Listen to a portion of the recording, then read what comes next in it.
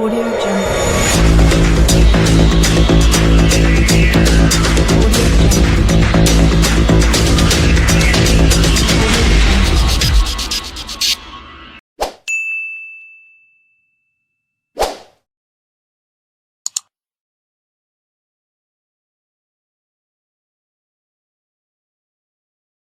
Bagaimana virus corona menyerang tubuh kita?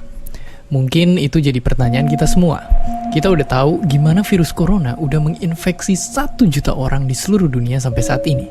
Tapi yang mungkin belum banyak kita tahu, sebenarnya gimana sih virus ini nyerang tubuh kita? Mengapa infeksi virus ini bisa mematikan? Semua dimulai dari sini. Ketika virus corona masuk ke tubuh kita lewat percikan batuk atau bersin orang yang positif, baik secara langsung atau waktu kita nyentuh benda yang udah terkena percikannya dan gak cuci tangan setelahnya. Kalau udah gitu, si virus masuk lewat saluran pernapasan dan bergerak terus menuju sasaran utamanya, paru-paru. Disinilah virus yang punya 3 bagian utama ini mulai bekerja. Pertama-tama, paku protein corona ini akan nempel di paru-paru dan organ-organ lain yang selnya kaya akan protein ini, protein ACE2. Kalau tubuh kita ibarat rumah dan virus corona itu perampok, ACE2 itu ibarat gagang pintu rumah kita. Begitu udah nempel, perlahan tapi pasti virus ini akan ngedorong masuk ke dalam sel kita. Dan begitu berhasil masuk, barulah aksi sebenarnya dimulai.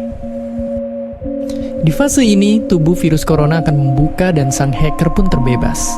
Dia akan ngehack inti sel sehat untuk nipu sistem imun tubuh kita biar nggak nyerang virusnya. Dan sekaligus ngebuat inti sel jadi memproduksi cikal bakal virus corona baru.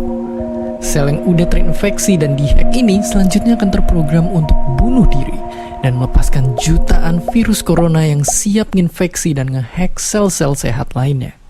Ya, awalnya mungkin kita cuma kemasukan virus corona yang jumlahnya dikit, tapi dalam hitungan hari aja udah akan ada jutaan sampai miliaran virus corona baru, bikin paru-paru kita dipenuhi oleh mereka.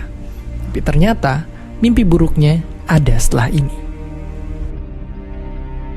Ya, ketika virusnya udah menuhin paru-paru kita, sistem imun kita bakalan ngerespon ibarat polisi dan tentara yang meluncur ke tempat kejadian perkara.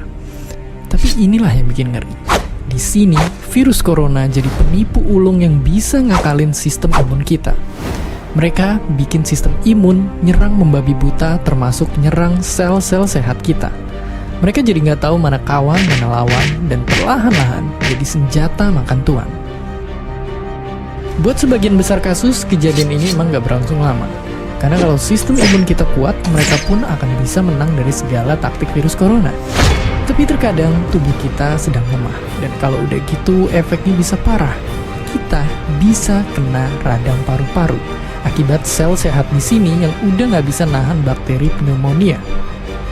Malahan buat kasus yang kritis, bakteri ini nggak berhenti di sana.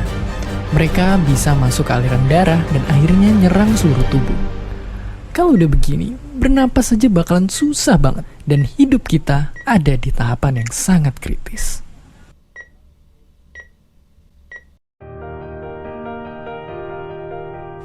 Ya, mungkin dengan fakta-fakta barusan bikin kita takut dan khawatir.